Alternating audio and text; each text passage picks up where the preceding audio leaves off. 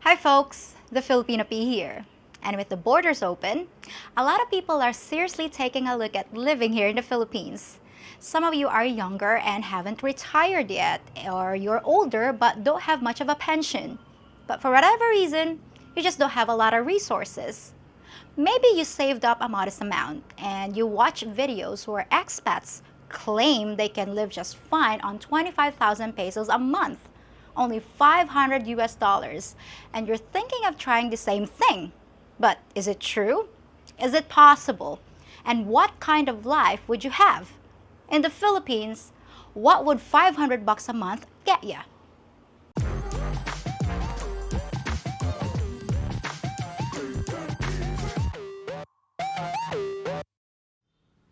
So what about that 500?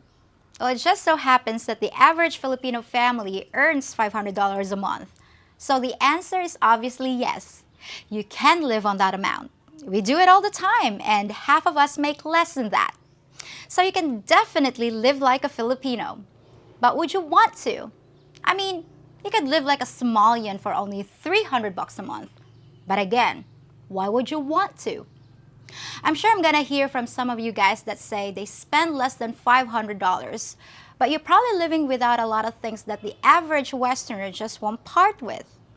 And I'm not talking about the DirecTV sports package so you can watch the game on your giant flat screen with high-speed internet.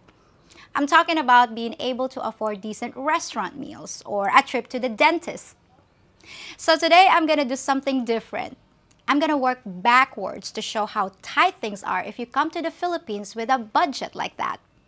Now, 25,000 pesos or 500 US per month gives you $16.50 a day to work with. So let's start with that.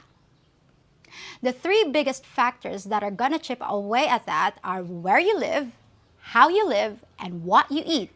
So we'll tackle those first. Now, these figures assume you're completely single. No girlfriend, no wife, no kids, no child support, no supporting anyone but yourself, which can put you in a bad position if you're also trying to attract a mate.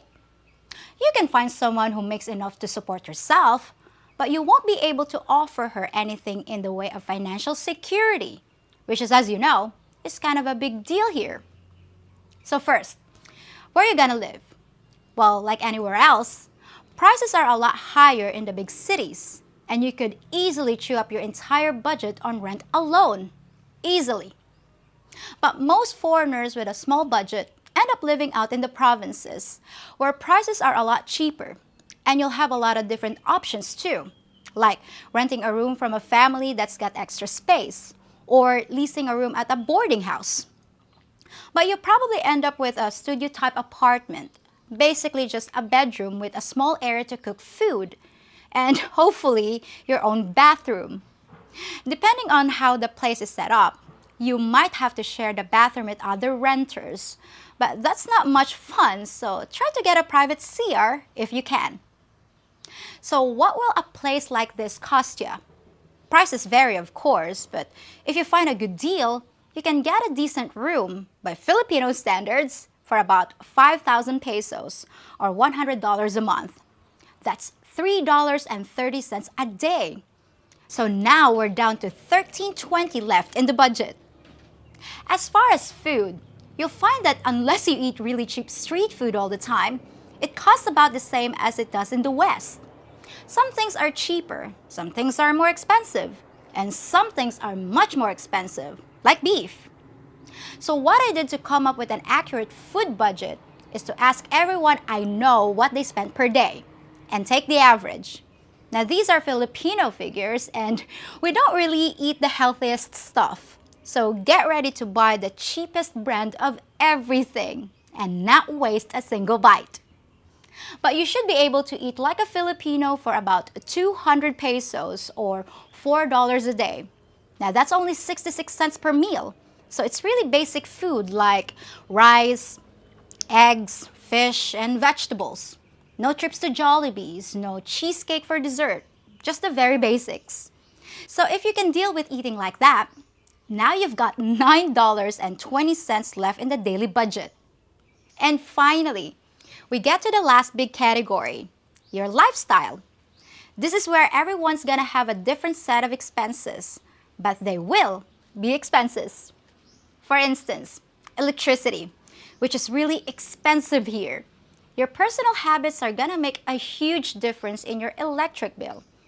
Even if you don't use AC at all, there are still times you're gonna want to use a fan because even for us Filipinos, it gets really hot here, and rolling around in bed at night dripping sweat is no way to live.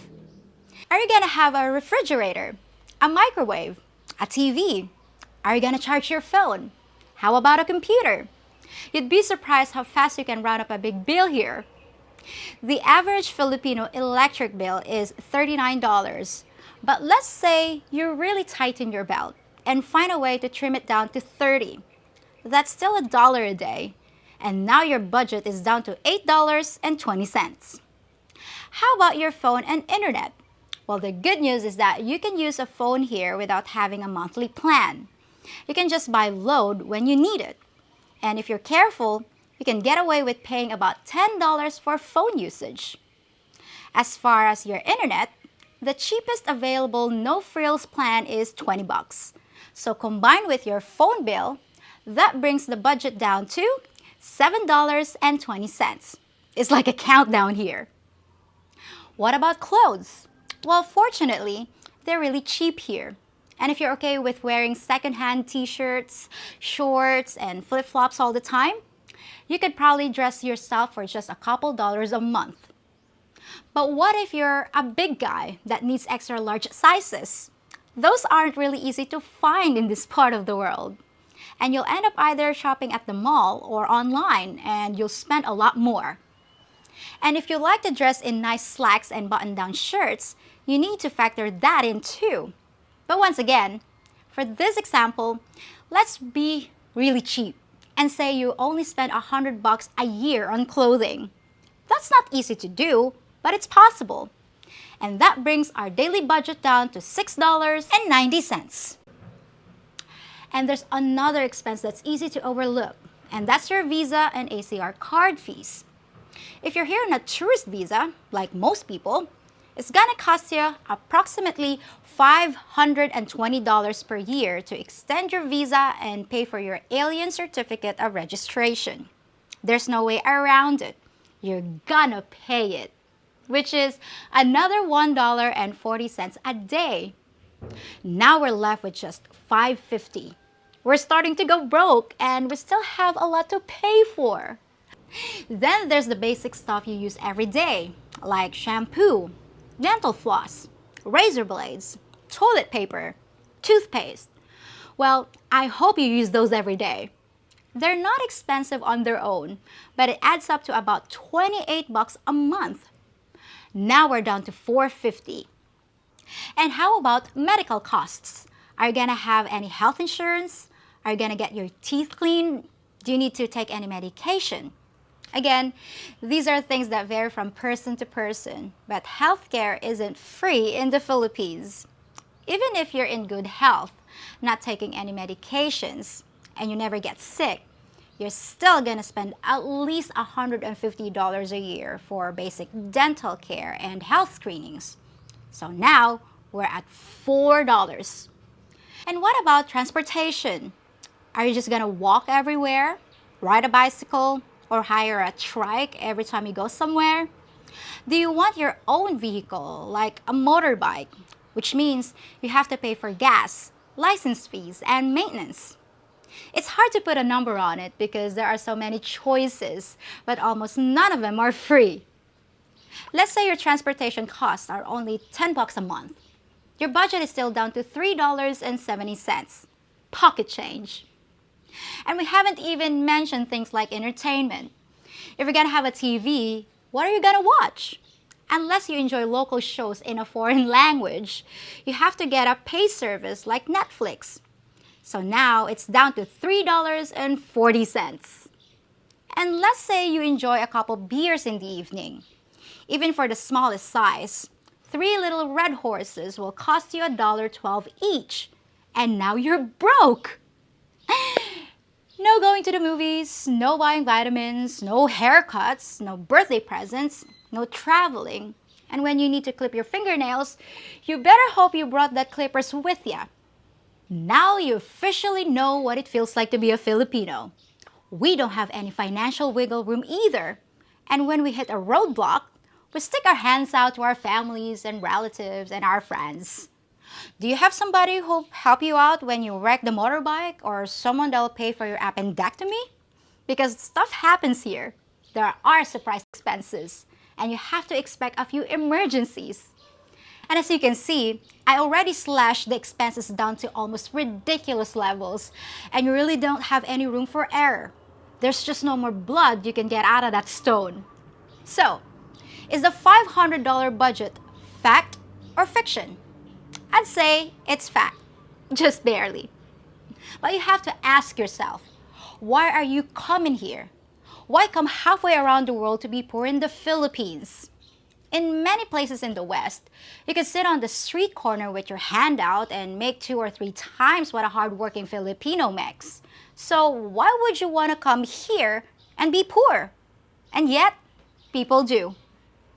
I hope someone answers that question in the comment section, because I don't get it. 90% of the expats I've run across come here to find a mate, and living on a budget like that isn't gonna help attract one. So how much do you need to live comfortably here? Well, I did a video a while back and I suggested a budget of between $1,000 and $1,200 a month. I got a lot of positive feedback saying I was right on the money. No pun intended. So I'm standing by my figures. If that's closer to the budget you expect to have, check out that video and you'll see what $1,000 a month will get you. So that's it for today. I hope I gave you a more realistic look at what it actually costs to live here in the Philippines. I'll be back on Friday with something you'll feel strongly about, one way or the other. Till then, folks.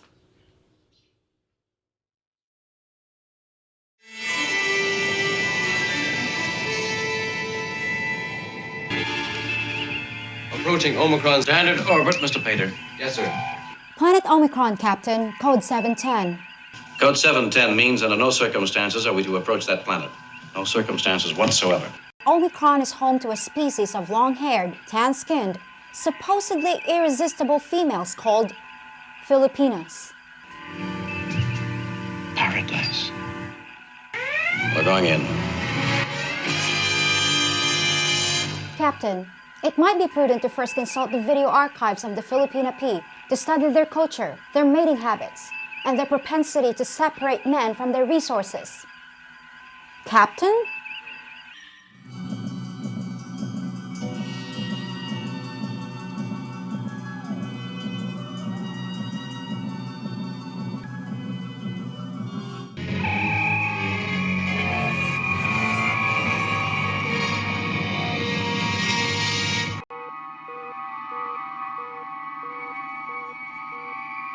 Problems, Captain?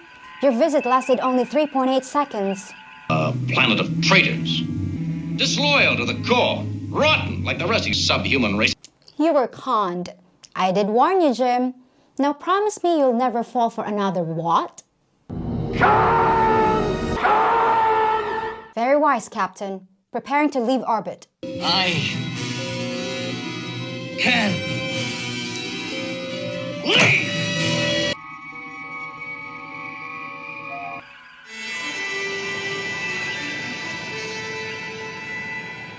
Captain's log, supplemental. The captain has inexplicably returned to the planet's surface. His final transmission was a hysterical, almost incoherent plea for millions of something called pesos.